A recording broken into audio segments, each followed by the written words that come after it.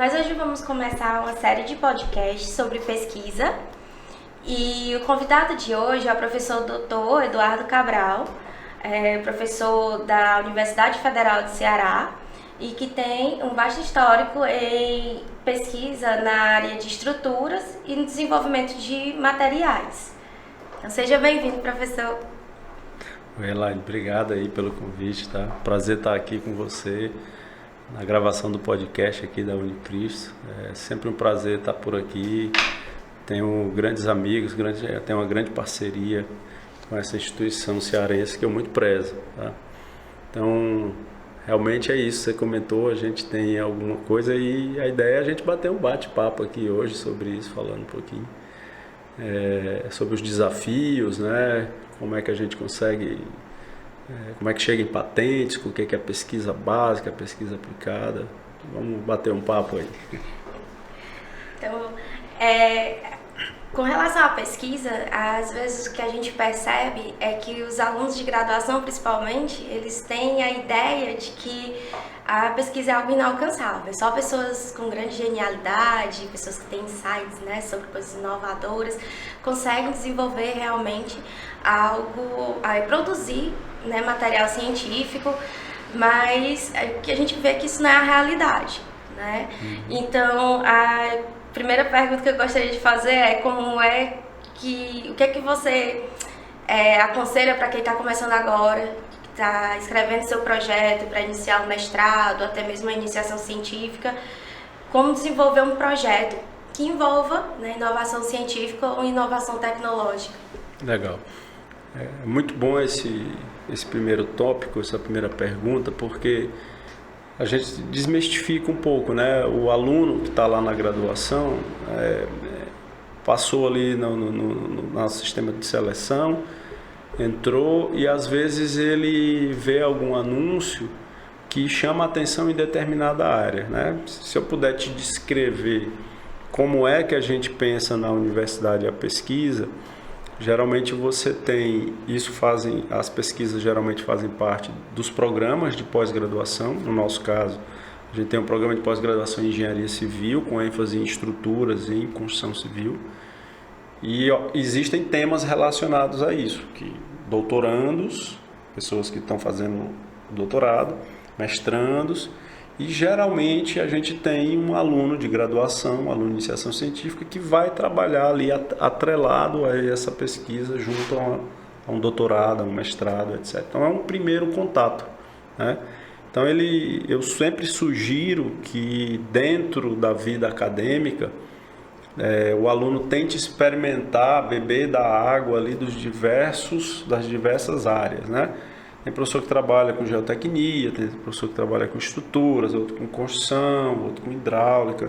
Então é sempre bom o aluno, dentro da pesquisa, não necessariamente a gente está falando de pesquisa, mas ele pode fazer uma monitoria que consiga achar uma outra área e tal, né?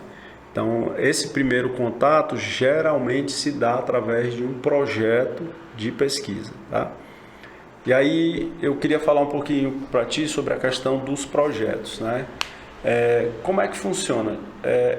Eu gosto de dividir a pesquisa em dois ramos, basicamente. Você tem uma pesquisa mais básica, né, que é aquela pesquisa que vai estudar o fundamento, de um determinado fenômeno, etc.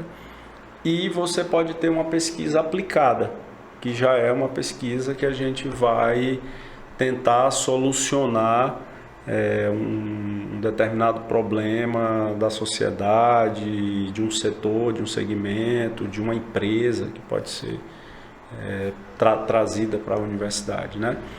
Então, todas duas são bem válidas, né? Porque sem a pesquisa básica a gente não cria esses fundamentos de aplicação a posteriori, né? E aí o interessante que eu falo é que o aluno consiga, né, o aluno de graduação consiga perpassar por todas essas experiências para ele depois tentar se encontrar e ver onde é que ele se encaixa melhor, né? Será que para ele se encaixa melhor em uma pesquisa básica de hidráulica, onde vai estudar fenômenos da hidráulica, etc., ou é melhor ele ir para uma pesquisa aplicada da construção civil que vai resolver um ponto específico de um setor, de uma empresa, etc., né? Então é sempre interessante o aluno tentar. Então, e como você falou, não precisa vir de nenhuma genialidade, né?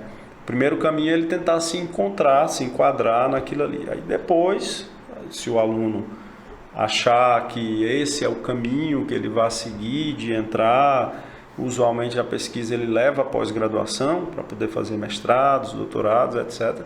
Aí ele passa a ser o protagonista, né? Ele passa a ser o aluno de mestrado e depois até o aluno de doutorado, onde ele vai ser o responsável em desenvolver aquilo ali. Aí não, ele já passa para o outro lado da mesa e assume mais responsabilidades.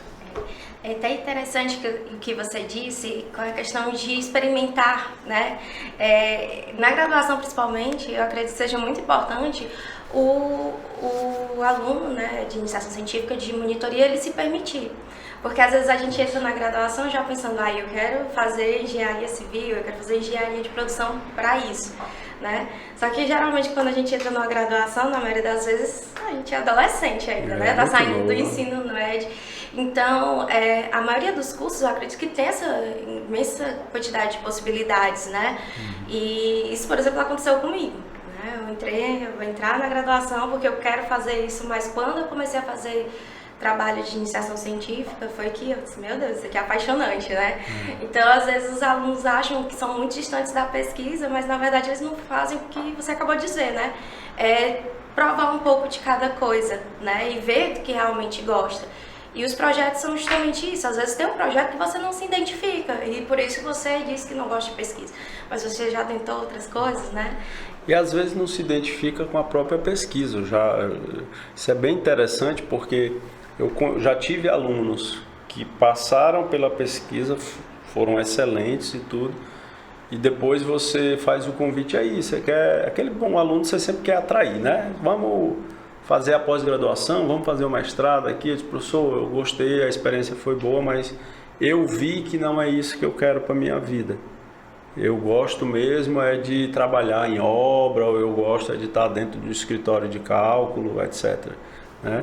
Já teve outros ao contrário, que o cara passou pela primeira bolsa de iniciação científica, foi para a segunda e na formatura ele já sabe, é isso que eu quero ser um pesquisador, eu quero terminar a graduação, não me interesso pelo mercado, não me interesso muito em trabalhar, eu gosto da pesquisa, eu quero desenvolver, o que é meritoso, né? Tem mérito, porque se não tiver ninguém que seja atraído por isso, esses alunos a gente tem que conservar muito, Elaine, porque usualmente a pesquisa, ela no Brasil, não se tem uma boa remuneração para o pesquisador. Então esses que geralmente vão porque efetivamente gostam disso, né? Eles são motivados mesmo pela gana pessoal de ser um bom pesquisador, de querer fazer algo que seja um sonho dele, né? Então, esses aí desenvolvem realmente um bom trabalho. E volto a reafirmar, tem que provar de todas as águas para depois decidir qual é a água que vai continuar bebendo o resto da vida. Exatamente, né? Criar maturidade para saber o que realmente gosta, de fazer a escolha certa. E falando nisso, o que foi que te levou a trabalhar com pesquisa, né? O que te empolgou a trabalhar com pesquisa? Pois eu vou falar um pouquinho da minha história aqui, bem rapidinho, né? Eu terminei a graduação na UFC, né? Fiz engenharia civil lá. E na época da engenharia civil, eu passei pela PET, que é o Programa de Ensino e Treinamento. Passei pela área de pesquisa. E foi uma coisa que me agradou. Só que, na sequência, eu também fiz alguns estágios. Então, é aquele que você tem duas paixões. E eu não sabia ao certo. Quando eu terminei a graduação, eu já tinha decidido que eu queria fazer um mestrado. Na época não tinha aqui e eu fui para fora do estado, fui no Rio Grande do Sul, né? E aí foi uma outra visão para mim, né? De o que era a pesquisa e tudo. E aquilo me marcou bastante, Voltei, só que ainda tinha a sementinha da parte do mercado, que eu tinha estagiado, tudo era uma coisa que eu queria era fazer, praticar a engenharia em si, em obra e tudo, que é uma coisa que eu gosto, né? Então eu fui trabalhar em obra e fiquei lá por 5, 6 anos, tá? Até que a gente sempre tem que tomar uma decisão na vida e eu decidi que eu tinha que ou me dedicar à pesquisa ou me dedicar à parte do mercado, né?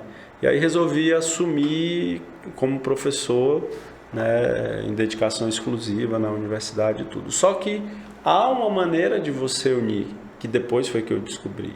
Se você faz uma pesquisa aplicada, onde você tem a interação com o mercado, que é o que eu particularmente tento fazer, né?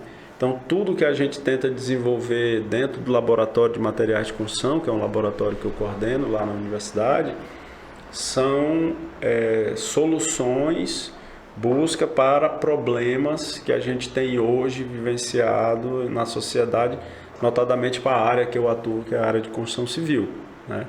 Então, a gente tenta buscar resolver problemas de gestão de resíduos, resíduo da construção, resíduos de outros setores que possam ser utilizados na construção. A gente tenta buscar usar desenvolvimento de novas tecnologias, né? Um material diferenciado, um material que seja mais durável, um material que seja mais econômico. A área que a gente trabalha é mais a área de compósitos cimentícios, então eu trabalho mais com argamassas, com concretos, etc. E é isso que a gente tem buscado fazer lá. E tudo é feito em uma questão de grupo e você olhando muito, né, antenado muito na vertente de para onde o mundo está olhando, a questão da sustentabilidade, e eu particularmente gosto disso, de olhar para onde qual é a dor do mercado, né? O que o mercado demanda e tudo. Então, vou te falar aqui uma pesquisa que me orgulha muito, que foi o estudo das classes de agressividade aqui de Fortaleza, né? Teve uma aluna específica, a Ana Mara, fez o mestrado lá conosco, e ela fez uma verificação da quantidade de íons cloro que tinha no ar atmosférico, e a gente conseguiu criar um mapa de agressividade, que isso era uma demanda do mercado, para que pudesse escolher qual era a melhor classe de concreto para atender, porque antes era uma só. Então a gente viu, mais próximo da praia, você faz um concreto melhor. Mais distante, você pode reduzir essa qualidade do concreto sem comprometer a durabilidade, né? Foi uma coisa que foi realmente muito marcante aqui para a gente. E a partir daí tivemos algumas outras voltadas para a parte de meio ambiente, etc. Algumas patentes que apareceram, algumas coisas desse tipo. Com relação a esse trabalho, né, que você acabou de mencionar, eu tenho que dizer que esse trabalho eu uso nas disciplinas. Oh, coisa boa. Sempre a gente fala sobre a questão de qualidade de concreto, quando se discute a respeito da agressividade atmosférica. Eu indico esse trabalho, apresento muitas vezes ele em sala de aula, realmente é um trabalho muito legal mesmo, bem bacana na área. E traz essa ideia, né, de que quando a gente decide se tornar pesquisador, trabalhar no desenvolvimento de uma nova metodologia, no desenvolvimento de um novo material, né, a ideia é se tornar útil de alguma forma. Isso. Né? Assim que, como no mercado é muito como a gente fala, que se procura uma pessoa capaz de solucionar problemas, na pesquisa não é diferente. Isso, né? Exato. A ideia é a gente tentar melhorar de alguma forma um processo, a vida das pessoas, né? Principalmente as pessoas que trabalham na área de saúde, mas isso se aplica, né, a muitas áreas da pesquisa. Como se tornar útil para a sociedade, o que posso trazer que pode beneficiar outras pessoas. O que eu vejo em comum nas pessoas que se voltam para a área de pesquisa, né? Isso é bem legal. Mas com relação às patentes que você acabou de dizer, a gente sempre escuta, né, as pessoas falarem sobre publicação em artigos, né? Mas ultimamente o que se percebe é essa vontade dos pesquisadores de patentear seus trabalhos, né? Principalmente aqueles que são inovadores, que trazem algo novo que pode ser aplicado. O número de patentes, inclusive, né, nos últimos anos a gente viu que cresceu bastante. Exato. Né? E aí, como tem sido, né, desenvolver essas patentes? Quais foram os desafios que você encontrou? Bom, é exatamente isso que você comentou, uma mudança um pouco de postura, que no passado se tinha muito de você produzir um trabalho científico e fazer a ampla divulgação desse trabalho. As maiores plataformas de divulgação são os periódicos, e a gente busca esses periódicos internacionais. Então, aqui no Brasil, a CAPES, que é uma agência de fomento, né, que financia bolsas para pós-graduação, etc., ela assina uma plataforma que se chama Periódicos CAPES, onde você tem acesso às principais revistas científicas do mundo. Então, você entra na plataforma e quer sobre um assunto qualquer, vamos colocar aí, vou pegar um assunto que a gente tem estudou ultimamente, né? O uso da fibra do coco, do rejeito do coco. O Ceará é um grande produtor de coco verde, né? Quem conhece aqui sabe que em Fortaleza a gente consome muito, basta dar uma voltinha ali na beira-mar, né? Tem uma grande quantidade de material, e esse material ele é um rejeito, né? Que lá na frente pode gerar algum problema no seu tratamento, etc. Então, a nossa ideia era tentar buscar uma solução para isso, e passa por meio da fibra. Então, a primeira coisa é você tentar mapear, né? Você tem uma determinada ideia, o que eu posso fazer com a minha dor local. Então, a gente pensou aqui, pegando esse exemplo, né? Do fibra, só para exemplificar, pode ser qualquer outra coisa. Então, se gera muita fibra do coco, diz, o que eu posso valorizar esse rejeito, né?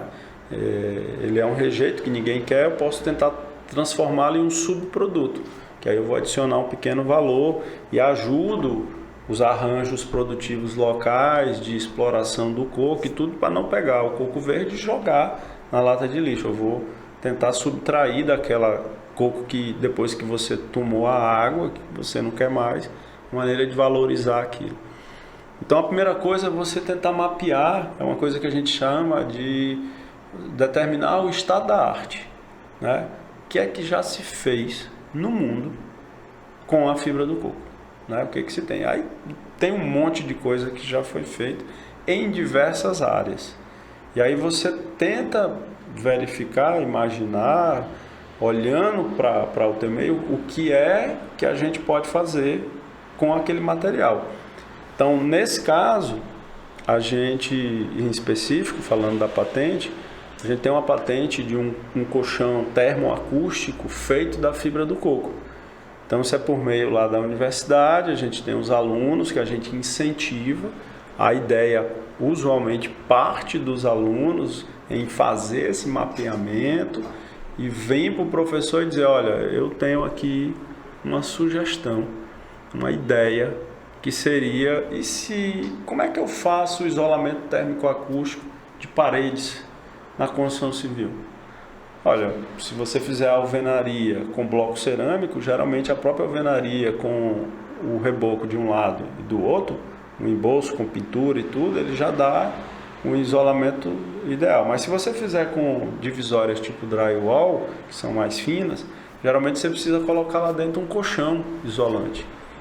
Pô, e se esse colchão for da fibra, né? Então essa foi uma das ideias, e aí o pessoal começou a desenvolver uma resina para poder ligar esse coco, né? Ligar essas fibras, e aí é onde entram os ensaios laboratoriais, normatizados, não pode fazer de qualquer maneira, né? Você precisa aí do acompanhamento, que é isso que o professor usualmente faz, faz isso. É o que a gente chama de orientador, né? É o cara que já tem uma certa experiência e ele vai te conduzir para dizer, faça dessa maneira, porque se você fizer dessa maneira, tudo dá certo. E o produto final ele sendo um produto inovador, hoje a grande vertente é essa que você falou, é você buscar patentear esse produto, né? E aí existe um processozinho para você tentar patentear. O que se fazia antes, Elaine, era você fazer a ampla divulgação disso nos periódicos que eu lhe falei. Você escrevia um artigo internacional, mandava para um journal de alto impacto, muito lido no mundo, e ele era ali publicado e sua pesquisa era difundida. Existem as divulgações nacionais, né? Os congressos, as revistas do Brasil, só que a questão da língua já limita, né? O ideal é que você faça em um jornal internacional que é em inglês. E aí, já falando para o aluno, precisa saber inglês, né? Precisa ter o mínimo de domínio em inglês para poder ler um paper em inglês e tentar escrever ali alguma coisa em inglês. É engraçado quando você disse que antes de começar a pesquisa, a gente vê o problema, né? Identifica o problema, no caso, quantidade muito grande de resíduos sendo gerado todos os dias, né, de fibra de coco e muitos outros, né? Então você identifica o problema e para propor a solução, antes de tudo, você faz o estado da arte. E é o que eu sempre menciono, que esse é o segredo. As ideias, elas não surgem do nada.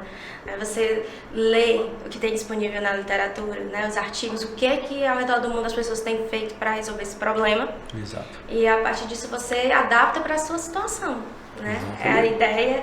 Lógico que tem pessoas que, né, têm ideias assim incríveis do nada, a gente não questiona, existem pessoas assim, ou simplesmente você já está com aquilo na sua cabeça e de repente vem aquela resposta, né, meio que intuitiva. Pode acontecer, mas que não é a realidade, né, do nosso dia a dia.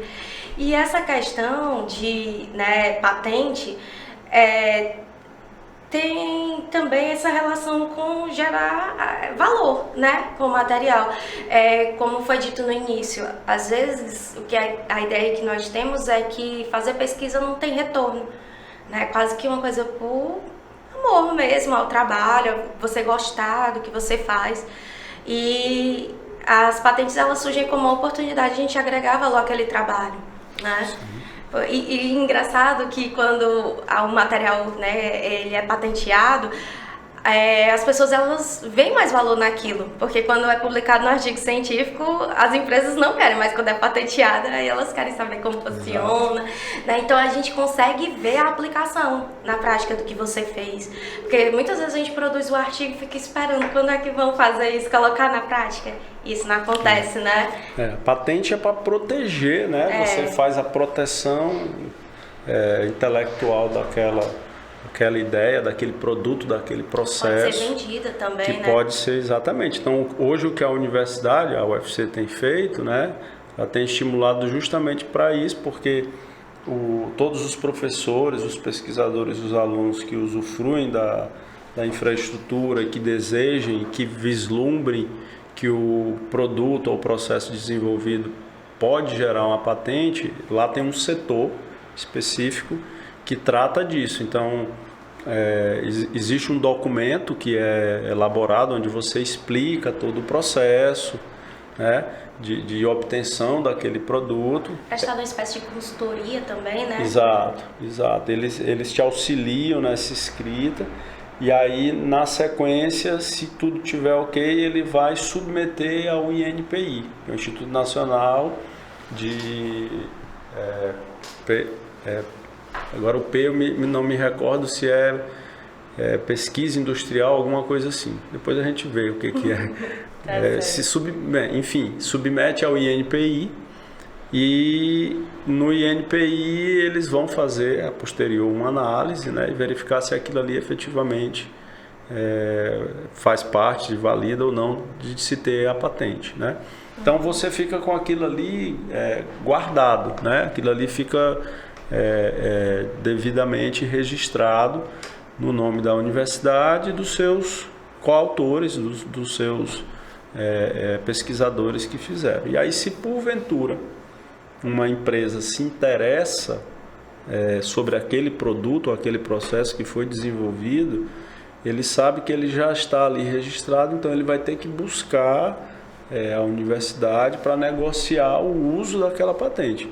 Isso é uma maneira de você gerar uma renda, né? Caso a empresa vai explorar, aí vai se combinar como é que seria o repasse de royalties, repasses financeiros do uso desse material por um determinado período de tempo, né? Porque essas patentes elas têm um determinado período de tempo que aí depois a patente cai e aí vira de domínio público, né?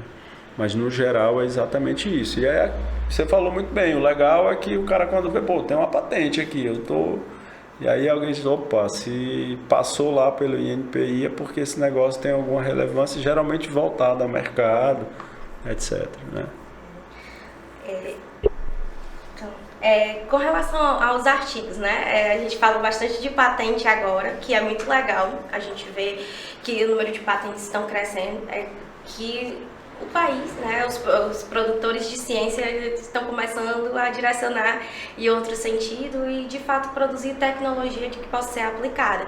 Mas, ainda assim, quando você segue a carreira acadêmica, né, não só de patente se vive, né, o acadêmico, se você vai concluir o mestrado, o doutorado, alguns programas, principalmente programas que têm mais peso, eles exigem um artigo científico, né? Alguns aceitam patente, eu acredito que a maioria aceitam patentes, né? Mas se você quiser ainda publicar, né, como você disse, outro aspecto interessante é a questão da escrita, que limita muito. Os alunos, principalmente alunos de graduação, da área de exatas, eles têm muita dificuldade de escrever mesmo no idioma materno, né, no português.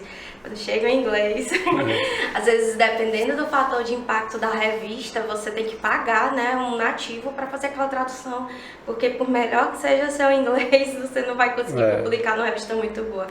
Mas, como eu disse, né, você já publicou em revistas internacionais. Fora isso, essa limitação do idioma, que eu acho que é para todos, né? Por mais que você escreva bem, às vezes você acaba tendo essa dificuldade. Como é que você faz para escolher as melhores revistas, né? Porque às vezes a gente tem dificuldade, porque são tantos periódicos, né? Qual o melhor periódico para esse trabalho? Por exemplo, eu tenho um trabalho bacana aqui, fiz um trabalho legal, que tem inovação, quero publicar num artigo científico, num periódico legal. Mas aí surge aquela pergunta, qual seria, né, o mais indicado para o meu trabalho? Como é que você costuma fazer essa escolha? Legal. Bom, essa pergunta que dá para explorar bastante. Vamos começar falando lá do artigo lá inicial que você comentou, da questão da escrita do inglês, etc. Usualmente, como a língua inglesa não é a nossa língua latina, por mais que você tenha feito um curso de inglês bem feito, de escrita, né, do writing, tenha um TOEFL, alguma coisa assim, o revisor nós estamos falando de revistas de alto impacto, né? O revisor, usualmente ele tem o inglês como sua língua nata e ele percebe eventuais desvios na escrita. Então, é muito comum uma recusa devido ao inglês. O trabalho do ponto de vista meritório da técnica é muito boa, mas o inglês ele não, então ele pede para voltar, tá? E mesmo que ele aceite o artigo, uma das coisas é pedir a revisão do inglês. Então geralmente precisa-se realmente se passar ali por uma revisão de uma empresa especializada ou de alguém que tenha a língua inglesa como língua nata. E o interessante é o seguinte, é que não basta o cara tem que entender do teu assunto, porque tem termos específicos, né, que são mais utilizados. Então, ler muito artigo te ajuda a escrever um bom artigo, né, sobre um determinado tema. Essa divulgação na revista, ela é uma coisa que todo mundo almeja, mas eu queria falar um pouquinho também da divulgação nos eventos, principalmente para os alunos de iniciação científica, os alunos lá de graduação, tá? Porque o começo é por aí, né? Para subir a escada, a gente tem que dar o primeiro passo lá, no primeiro degrau, mesmo que eu queira ir rápido, eu vou pisar no máximo no segundo ali. Não dá para sair pulando tudo, porque senão vai cansar e não vai conseguir chegar lá em cima. Então, eu sugiro começar em português mesmo, com os artigos para congresso. É interessante apresentar no congresso, etc. Isso ajuda o aluno que quer seguir a linha da pesquisa, né? E é uma experiência muito bacana, né, para os alunos, principalmente de iniciação científica, porque à medida que você vai participando de congressos, né, você tira aquele tempinho para ir olhar o que está sendo produzido no país, pessoas de outros estados, com a cabeça às vezes totalmente diferente. Isso. Alunos de pós-graduação mesmo, ali expõem seus manuais, né, seus trabalhos. E isso, daí que surgem também as ideias, né? Como eu disse, as ideias não surgem do nada. Isso ajuda, né? O cara olha um trabalho de outra pessoa, de outro local. Opa, isso aqui cabe bem certinho aqui pro meu estado, se eu mudar tal coisa. Exatamente. Assim é que surge. Tem que estar no meio, né? E faz aquela questão também do network. Né? Isso é fundamental. Já aconteceu de eu apresentar um trabalho numa área que eu não tinha tanta afinidade, que eu não tinha tanta experiência. E quando eu apresentei o trabalho, a pessoa começou a identificar pontos de melhoria. E aí, eu vou te passar um e-mail, porque eu queria entender mais sobre isso daqui. Então, essa troca de informações, elas não acontecem no artigo. No congresso, no network é interessante. E fazer fora do Brasil também, porque isso ocorre. Mas continuando a resposta da tua pergunta em como escolher, né? Realmente é difícil porque você tem uma gama aí muito grande de periódicos, né? Existem hoje já mecanismos de enquadramento do artigo por meio do resumo das palavras-chave, né? Então, existem dispositivos que chamam de Journal Finder, né? O achador, traduzindo, o achador de jornais, de revistas. Como é que eles funcionam? Geralmente você coloca o resumo do teu trabalho em inglês e palavras-chave e uma área que você deseja publicar, por exemplo, engenharia. E aí ele vai fazer um match, vai tentar achar dentre os vários resumos que já existem publicados, de artigos que já existem publicados naquelas revistas. E aí ele traz para ti os nomes das revistas e traz algumas informações que são bem relevantes. Eu costumo pedir para meus alunos que criem uma tabela e a gente bote indicadores para determinar qual é o ranking do melhor journal, porque exemplos de indicadores lá na tabela. Por exemplo, fator de impacto. O que é o fator de impacto? É o quanto aquele artigo consegue ser lido no mundo. Se você publicar o teu artigo numa revista em português, que é publicada no interior do Brasil, em uma cidadezinha no interior do Brasil, muito possivelmente ela vai ter um fator de impacto muito pequeno. Porque às vezes nem tem. Por quê? Porque pouca gente vai ler aquilo ali. Mas se você publicar em uma revista em inglês, que está indexada em vários índices de procura, Web of Science, Scopus, Cielo, são algumas que eu estou citando, né? Que são plataformas que congregam esses journals. Então essa revista, esse teu artigo, ele vai ter uma probabilidade de ser lido por muito mais gente, alcançar muito mais pessoas. Então o fator de impacto é uma coisa que é bem relevante. Eu, por exemplo, peço para colocar outras informações, o tempo de retorno, porque existem revistas que são tão demandadas que demoram aí 4 meses para te dar uma resposta. Eu estou esperando há mais de 2 anos. Olha aí. O tempo de retorno é uma coisa importante. O percentual de rejeição ou percentual de aceitação, né? Então, existem outras coisas que você pode colocar. Eu peço para fazer essa tabela. Aí eu crio pesos. O que é mais importante para mim? É eu publicar num journal de alto impacto e que a publicação demore muito? Então eu vou botar o fator de impacto no peso 1 e o meu tempo de espera eu vou botar, sei lá, 0,5, né? E aí depois você faz o ranking, aí vê lá quais são as revistas e numera. Primeira é essa, segunda é essa. E é normal, entendam, é normal rejeitar. É perfeitamente. Só para quem não conhece, as revistas, os índices de rejeição são de 80%, né, 85%, algo desse tipo. Sempre costumo comentar isso. Quando você falou, eu já pensei, olha, essa questão de rejeição aí sempre cala nos sapatos dos alunos, né? Mas isso é super normal porque, como você disse, às vezes não é porque seu trabalho é ruim. A escrita não está adequada. Eu já assisti... Você escolheu a revista errada. Errada, naquele momento, ela não está com foco naquele tema. O fora de escopo é muito comum, né? Você manda o artigo, o próprio editor, não passa nem pelo editor em chife, né? O editor-chefe lá. Ele já te rejeita logo, ó, isso aqui está fora de escopo, não é isso que a gente quer, procure outra. Às vezes você publica numa revista de fator de impacto maior.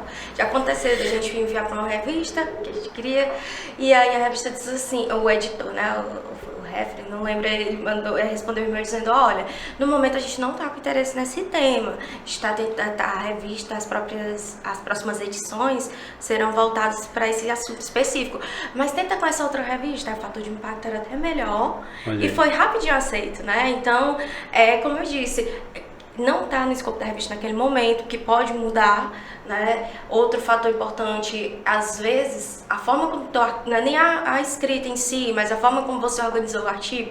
Eu lembro que quando eu entrei no mestrado, né, que fui tentar publicar alguns trabalhos, eu tinha muito isso de tudo ser preto e branco, tudo muito sóbrio, até por ser mulher, né? Às vezes, se você começa a enfeitar muito, eu achava que você vai tirar a seriedade do meu trabalho, né? E aí o meu orientador disse claramente, nada disso.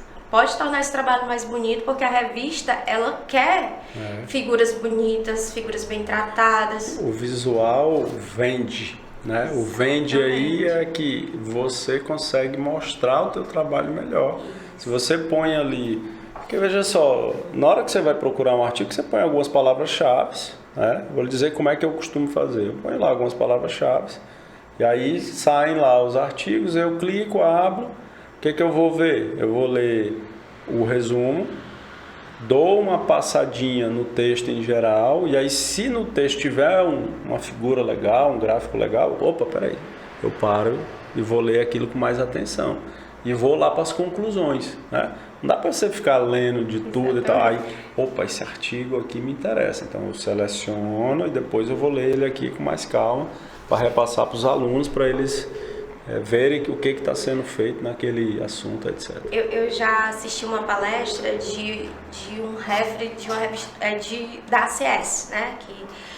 Que é uma associação internacional que é de publicações em química. Não é a SCE, não, né? Não, é a ACS mesmo, porque é mais voltada para a área de química. E aí, o que ele dizia, eu achei interessante ele dizer que recebe muito artigo todo dia. E eles fazem exatamente isso.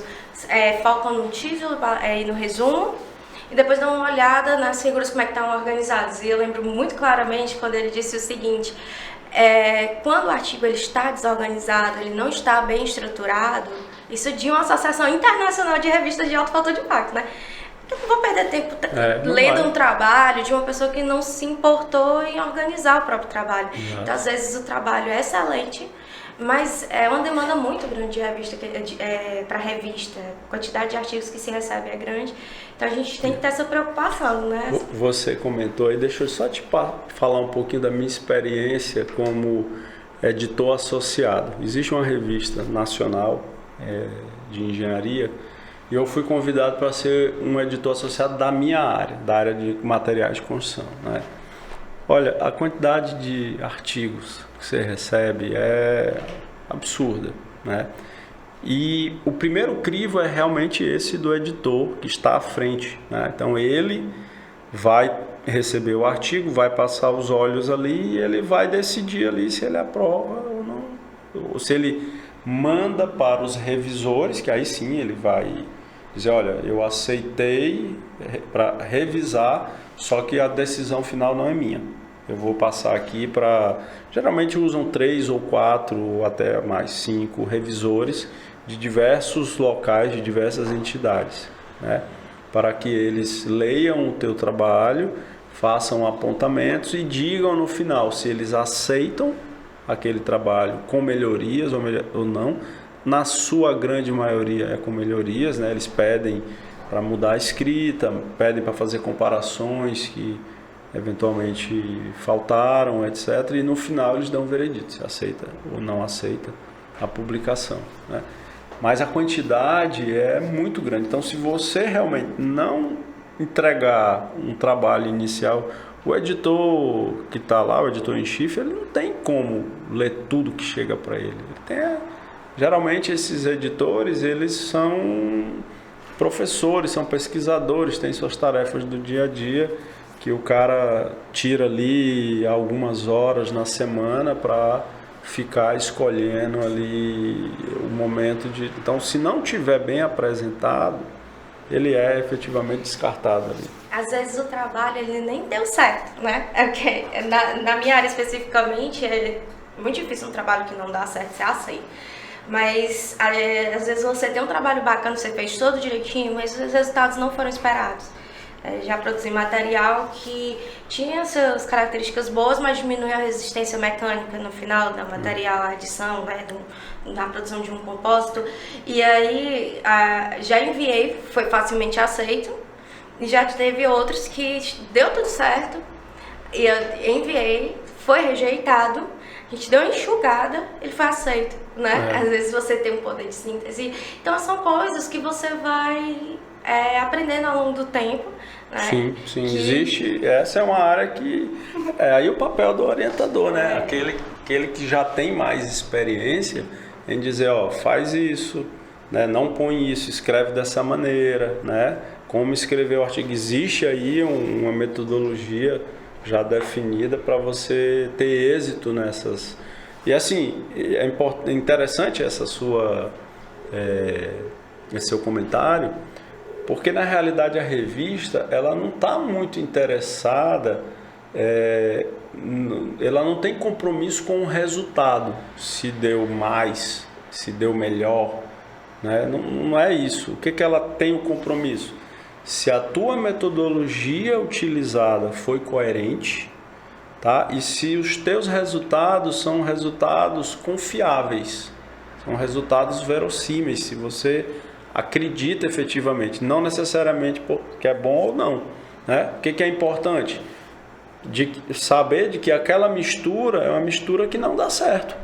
Olha, eu fiz a mistura aqui. Pode ser melhorada também. E aí, pronto, isso serve para o futuro. Futuros, o cara, né? Peraí, não faz isso, porque tem um trabalho aqui que diz que isso não funciona. Né? Então não vai por aí que isso daí vai dar errado. E explicar o porquê das coisas, né? A gente vê muito em TCC, principalmente, né? Trabalho de conclusão, monografia, né? Que seria da graduação. Os alunos, às vezes, o trabalho não atinge os objetivos que eles esperavam, né? E aí eles não explicam o porquê das coisas, né? Então, a revista, ela espera isso. Sim. Beleza, seu trabalho não deu aquele resultado que você queria. Mas por que isso aconteceu? Né? Explicar com base na literatura, né? Não tirar ideias da cabeça. Sugerir motivos, né? Então, isso é o que vai tornar o seu trabalho, né, uma fonte de referência para trabalhos futuros. Porque a ideia da comunicação científica é essa, sempre evoluir. E é essa a grande dificuldade, né? Porque a gente faz um determinado trabalho achando que vai dar um determinado resultado e dá outro, né? E aí onde está o grande X da questão de você tentar explicar, né? Buscar outras ferramentas, outros ensaios para dar os porquês que aquilo ali... Esse é o que é o mais difícil, né? Esse efetivamente é o mais difícil. De você ter os argumentos para poder convencer os revisores, que geralmente são pessoas experientes e são pessoas que têm conhecimento sobre o assunto que você colocou lá, de que aquilo que você encontrou devido ao que você está explicando, né? O motivo foi exatamente o qual está ali sendo exposto. Professor, com relação às perspectivas para um aluno que deseja seguir carreira acadêmica, né? Quais são as possibilidades? É que só ser professor para conseguir pesquisar? Como é que quais são as possibilidades que um aluno, né, que vai seguir essa carreira acadêmica, ele tem, né, certo, enquanto pesquisador? Bom, perfeito. Hoje, os maiores centros de pesquisa no Brasil, eu acho, tá, pelo que eu conheço dos sistemas, eles realmente estão nas universidades, majoritariamente nas universidades públicas, tá? Onde tem os grandes centros de pesquisa. Existem outros centros, Fiocruz é um centro específico, a Embrapa é outro, em segmentos específicos, né? Mas no geral são as universidades que realmente produzem a grande maioria das pesquisas brasileiras, né? Então, se um aluno quer ser pesquisador, ele vai começar lá na graduação, com iniciação científica, a tendência é depois ele entrar numa pós-graduação, fazer um mestrado, fazer um doutorado, né? Depois pode fazer um pós-doutorado, né? E depois tentar se enquadrar em uma dessas instituições que fazem a pesquisa. Hoje é praticamente exigido que se tenha o título de doutor, né? Que se tenha um doutorado para você ingressar. E quando eu entrei, não era assim. Você já conseguia com o título de mestre, que não se tinha muito. Quando eu terminei, a gente tinha aqui no Ceará apenas um programa de pós-graduação em engenharia civil e tínhamos 3 ou 4 cursos de graduação em engenharia civil, que é a minha área. Hoje nós temos 34 cursos de engenharia civil de graduação. Então, a coisa aumentou bastante, e outros cursos de mestrado. Então, só na universidade em engenharia civil nós temos 3 programas de pós-graduação, né? Com várias áreas, praticamente todas as áreas, né? E isso se difundiu não apenas na engenharia, mas nas demais também. Então, assim, a primeira coisa, ele precisa seguir lá na carreira, né? Uma coisa que eu acho que é importante a gente comentar é enxergar muito como funciona fora do Brasil, né?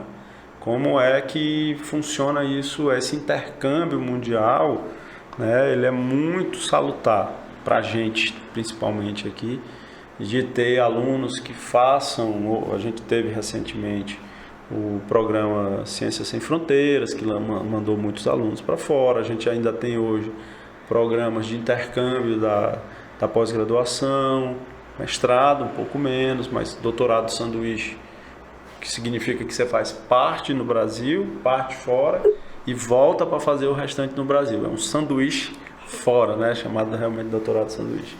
Então, esse é mais comum de ser feito. Então, eu acho muito válido o aluno tentar isso. E tentar, por que não, uma experiência totalmente fora, né, do Brasil. Eu acho que é muito interessante, enriquece. E que voltem, né? Não façam e fiquem por lá, né? A grande maioria das cabeças pensantes que a gente sabe nesses programas do exterior, eles são efetivamente de alunos estrangeiros, né? Alunos latino-americanos, alunos da África, Oriente Médio, né? É bem comum, né? Geralmente o que se escuta é que os alunos de pós-graduação mesmo, até nesse Ciências Sem Fronteiras, né, os alunos eles tiveram a oportunidade, né, de fazer um bom trabalho lá fora, e muitos pesquisadores, né, chegaram a comentar essa questão do desempenho desses alunos. Conheço alunos que foram convidados, hoje em dia fizeram mestrado, doutorado lá, porque na época da graduação fizeram um bom trabalho, né, quando estiveram no período de intercâmbio. Você chegou a fazer, né, intercâmbio? Fiz. É interessante que eu nunca consegui ficar parado num canto só. Quando eu fiz o mestrado, eu fiz na Federal do Rio Grande do Sul, mas eu fiz o intercâmbio interno no país. Então eu fiquei um período na UNB, na Universidade de Brasília, né? No doutorado, eu fiz na USP, em São Carlos, no interior de São Paulo, na Escola de Engenharia, E aí lá eu já fiz um doutorado de sanduíche em Sydney, na Austrália. Foi muito interessante, morei um ano, tem a experiência cultural, né? E a própria experiência acadêmica, né? De você, o meu orientador era do Sri Lanka. Eu dividi a sala com o pessoal da Jordânia, era colega, pessoal do Oriente Médio, Coreia, dividi apartamento com indiano, com chinês. Então, assim, é uma mescla que isso multicultural, de você conhecer sobre a cultura do país, sobre a comida, sobre os costumes. Isso é muito bom para a nossa vida, né? E depois que eu voltei, eu fiz um intercâmbio de pós-doutorado na Espanha, né? Então, assim, deu para conhecer uma salada aí mundial que é bem... E isso é interessante, porque até hoje eu trago coisas de procedimentos de ensaio que eu vi lá na Austrália, que me ajudam em coisas que eu faço aqui, né? Procedimento de um cara que eu acompanhei o ensaio, que aí tem a ideia do grupo, né? Você se insere dentro de um grupo de pesquisa, e quando esse grupo vai ensaiar alguma coisa, você está lá junto com ele, aí você vê, o cara está ensaiando, tua área é concreta, minha área era concreto, né? Concreto, cimento, porta. Mas tinha um cara que estava trabalhando com alvenaria, então no ensaio dele eu ia. E eu disse, pô, isso aqui é uma coisa que eu aprendi. Você acaba agregando a sua área, agrega, né? Isso é muito comum. Agrega. É interessante você falar isso, porque aqui no Brasil a engenharia ela é muito regida pelas normas técnicas, né? As normas. Então, como é que é isso? Assim, você vai para fora fazer pesquisa e os ensaios daqui todos bem limitados pela norma, porque nas outras áreas não. Os ensaios que eu faço na química são os mesmos, né? Em todo mundo. Eu acredito que a maioria das áreas seja assim, na engenharia, né? Olhando por esse lado, que tem essas normas, como é que fica essa questão? A gente tem as normas brasileiras, né? As normas que são publicadas, emitidas pela ABNT, Associação Brasileira de Norma Técnica, mas mundialmente, na área da engenharia, né? É comum você usar as normas da STM, né? Que é a Associação Americana. Tá? Então aqui, até para facilitar para a publicação mundial, a gente usa a STM também. Então correlaciona a norma brasileira, ela deve mudar alguma coisa ou outra em algum ensaio da norma da STM, né? Então assim, não tem grande impacto não tem muito, não há muita limitação. Ah, legal. Então, para quem trabalha nessa área de materiais, quais são os países que você indicaria para trabalhar, para fazer um intercâmbio? Eita! Olha, eu diria o seguinte, a América, né, os Estados Unidos é um país que é muito forte em todas as áreas, mas na engenharia ela é muito, muito forte. Aí você precisa saber para onde vai em função da tua área específica, materiais, né? Materiais é mais material para pavimentação, né? Tem o pessoal do Texas que trabalha bem nisso daí. Se eu vou para materiais de construção, né? Se eu vou para materiais para a parte de hidráulica, então você tem que buscar aí qual é que se enquadra mais. Na Europa, eu gosto muito da Espanha, da Politécnica da Catalunha, que fica em Barcelona, universidade fantástica. No Reino Unido existem universidades boas e o interessante, em sua grande maioria você encontra brasileiros, inclusive como professor, né? Isso aí, em todas essas que eu passei, tinha um brasileiro, seja ele como professor assistente ou como um pós-doc, enfim. Fui para a Austrália, do outro lado do mundo, cheguei lá, tinha uma brasileira, né? Então, assim, Europa e Estados Unidos são os dois expoentes aí que eu diria. E Europa, o pessoal da Espanha trabalha muito, muito bem disso. O pessoal da Itália trabalha com a parte de materiais voltada para a parte de obras históricas, assim como Portugal. O pessoal da Inglaterra trabalha com tecnologia. Então, França trabalha muito bem com a parte de modelagem, tecnologia. Então, enfim, tem muita opção. À medida que você vai lendo os artigos, né, acaba você conhecendo grupos, né? Isso. Esse grupo aqui sempre trabalha com isso. Então, eu acredito que também é uma forma de você identificar, Com né, qual seria um local adequado, a melhor opção para você fazer, né, um intercâmbio, seria também começar a conhecer esses grupos de pesquisa, né? Que você se identifica mais com aquela área de pesquisa. Exato. E com relação às perspectivas futuras para a pesquisa, né? O que você tem a dizer a respeito disso? Será que qual o caminho? A gente está vendo que está mudando, né? Que a gente consegue observar mudanças, né? Ultimamente nos rumos que as pesquisas elas estão tomando. A gente vê que as pesquisas cada vez mais exigem aplicação, né? Dificilmente a gente vê artigos que não são aplicados, né? Vou desenvolver o material, para que ele vai servir, né? Exato. Você testou para aquela aplicação específica, né? Então, patentes, né? A gente falou bastante sobre patentes aqui. O rumo a gente está vendo que está sendo construída uma nova trajetória para a pesquisa, né, brasileira. Então, quais são as suas perspectivas para a pesquisa? Elaine, eu acredito no Brasil, eu acredito na pujança do pesquisador brasileiro. A gente tem uma dificuldade muito grande aqui porque majoritariamente as pesquisas elas são financiadas por órgãos públicos da federação, né? Então a gente está em um momento de crise, vem ao longo do tempo no momento de crise. E como eu já havia comentado, a universidade pública é a universidade que mais trabalha nisso e ela tem passado realmente por um período de escassez. Mas as pessoas que trabalham nisso são pessoas inteligentes e buscam saídas, né? Elas buscam ramificações. Então, tem tido uma aproximação muito grande com o meio produtivo. E eu acho que isso reflete exatamente a sua fala de buscar algo mais aplicado, né?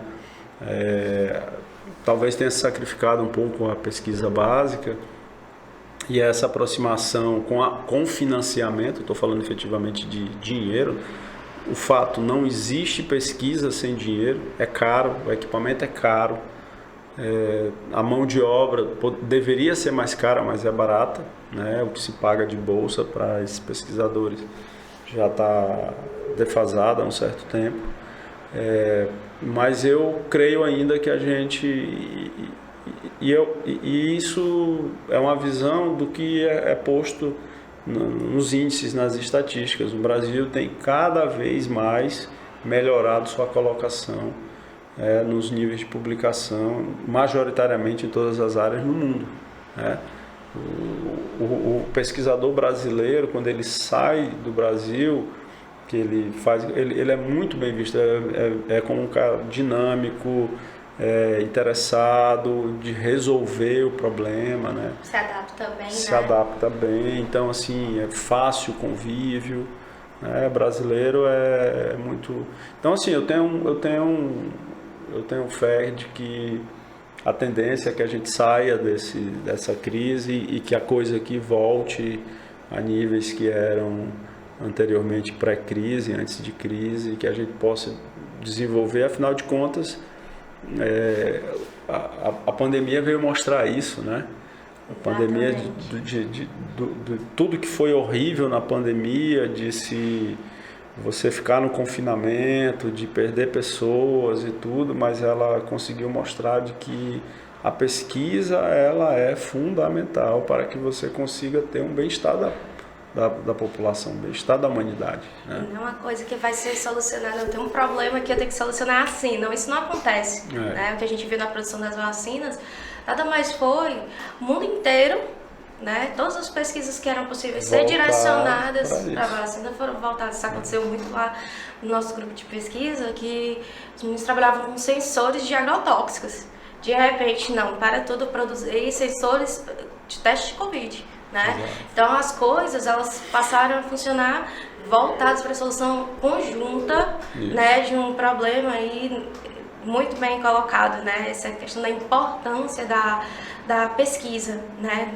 Do investimento em pesquisa, porque o que a gente observa é que no momento de crise realmente fica mais difícil, né? Mas nunca o financiamento da pesquisa foi o ideal. E olha quanto os pesquisadores brasileiros eles têm conseguido publicar em revistas, né, internacionais. Se a gente parar para pensar, a estrutura de uma universidade lá de fora, né, de um país rico, né, um país que tem melhores condições, a estrutura é muito melhor. E aí a gente está conseguindo ainda publicar, né, com esse pessoal, né? Como você disse, todo dia chega um monte de artigo. Não é só artigo de brasileiro, é artigo do mundo inteiro para essas revistas de alto fator de impacto e os nossos nomes estão lá, né? A gente está conseguindo publicar. Então mostra como a pesquisa brasileira ela é resiliente, né? É importante.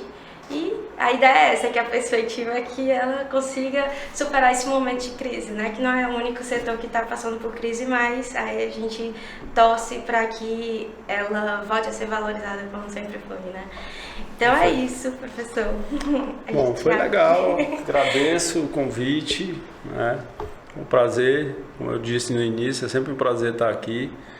E o bate-papo foi legal, espero ter deixado alguma mensagem aí de otimismo, mostrado um pouco da nossa visão de como é aqui no Ceará e um pouco da experiência que a gente já tem de como é o caminho para poder se fazer a pesquisa aqui no Brasil. Agradeço o convite e estou sempre à disposição de vocês.